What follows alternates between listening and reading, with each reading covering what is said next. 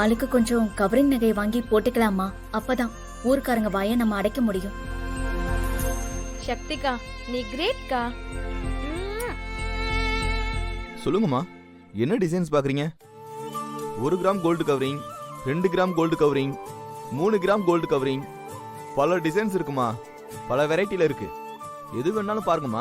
எது வேணும்னு எங்களுக்கு சரியா சொல்ல தெரியல. நீங்க புதுசா இருக்கிற டிசைன் எல்லாம் எடுத்து காட்டுங்க, நாங்களே செலக்ட் பண்ணிக்கிறோம். எல்லாமே புது டிசைன்ஸ் தான்மா. ஏமா, ஏதாவது ஃபங்க்ஷன்ல போற மாதிரி நகை வேணுமா? மேரேஜ் ஃபங்க்ஷனா இல்ல வேற ஏதாவது ஃபங்க்ஷனா? அண்ணே, காது குத்துற ஃபங்க்ஷன். காது குத்துற ஃபங்க்ஷனா? ஆமா அண்ணே. எங்க கழுத்துல கையில காதுல நகை இல்லனா ஊர்க்காரங்க யாரும் எதுவும் கேட்க கூடாதுல்ல, அதுக்காக அவங்க காதுல குத்துறதுக்காக. ஏய், கொஞ்ச நேரம் வாயை முடிக்கிட்டு சும்மா இருக்க மாட்டேன். சக்தி, இந்த செயின் நல்லா இருக்குல்ல? அக்கா, ரொம்ப பெரிய செயின்லாம் வேண்டாம்க்கா, கவரிங்னு காட்டி கொடுத்துரும். இதுக்கு முன்னாடி நீ எந்த மாதிரி நகை போட்டிருந்தியோ அதுக்கேத்த மாதிரி சிம்பிளாவே எடுத்துக்கலாம்க்கா. சரி, ஓகே.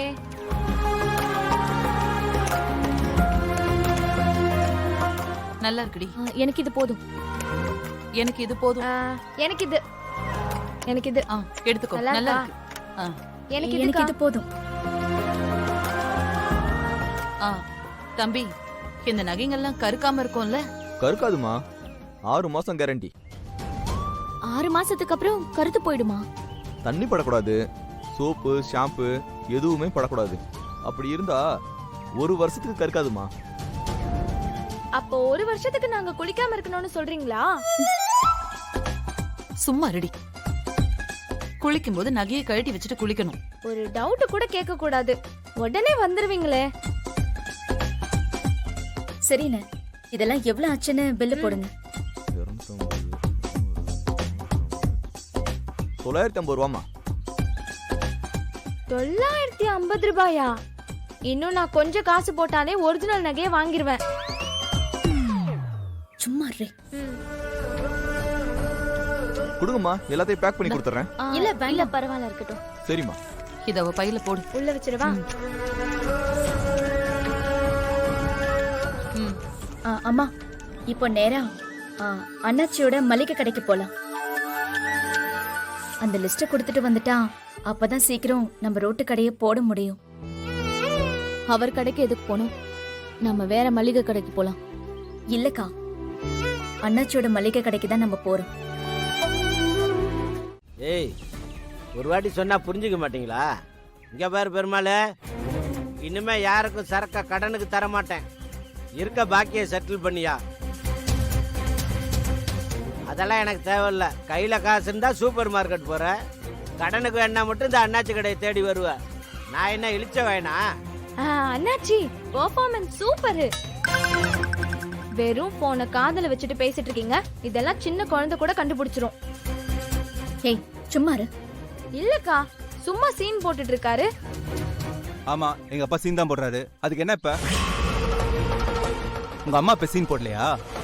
எப்பவும் தனி ஆளாதான கடைக்கு வருவாங்க. ஆனா இன்னைக்கு உங்க 3 பேரும் கூட கூட்டிட்டு வந்திருக்காங்க. அது மட்டும் தெரியலையா உங்களுக்கு? ஏய், சும்மா இருடா, போய் வேலையை பாடுறா. அப்பா, நீ சும்மா இருப்பா. கடனுக்கு எதுவும் தரமாட்டோம் நேத்து கண்டிஷன் சொல்லிட்டோம்ல. வீட்டுல இருக்கிற பொருளையும் எடுத்துட்டு வந்துட்டோம். அதுக்கப்புறமா கடை வாசல வந்து நின்னா என்ன அர்த்தம்? அண்ணாச்சி, உங்க பையன் பேசுறது சரியில்லை. நாங்க மொத்த பழைய பாக்கியையும் செட்டில் பண்ண வந்திருக்கோம். சக்தி, அந்த பணத்தை எடுத்து கொடு. கொடுக்கறேன்க்கா.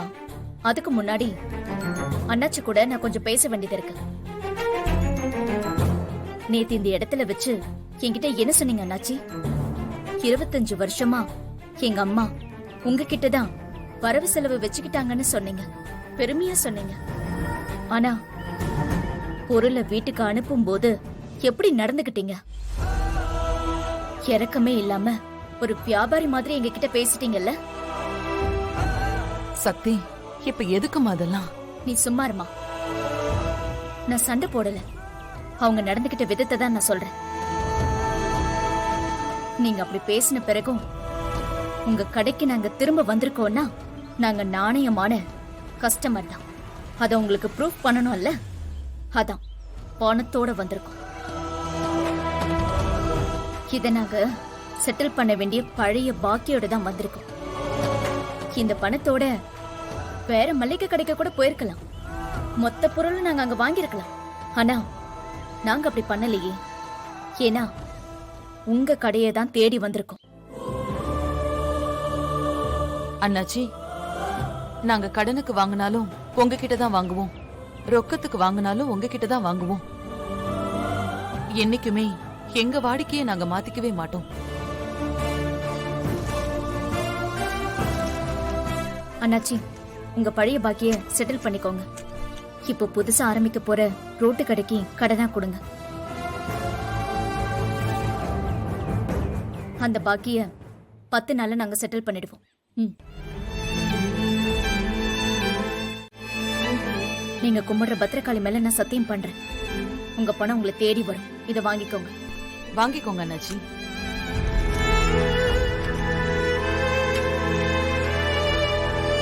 என் பசங்க சொன்னாங்கன்னு பண விஷயத்துல நான் ரொம்ப கராரா நடந்துக்கிட்டேம்மா. பணத்தை விட மனுஷங்களோட நாணயம் தான் பெருசுன்னு நீ புரிய வச்சுட்ட சத்தி. இது பாக்கி பணம் இல்லை, எனக்கு பாடம் சொன்ன பணம். இந்த பாடத்தை நான் என்னைக்கு மறக்க மாட்டேம்மா. டேய், மீனாட்சி அம்மா வீட்டுக்கு இந்த பொருள்லாம் பேக் பண்ணி அனுப்பு. சரிப்பா.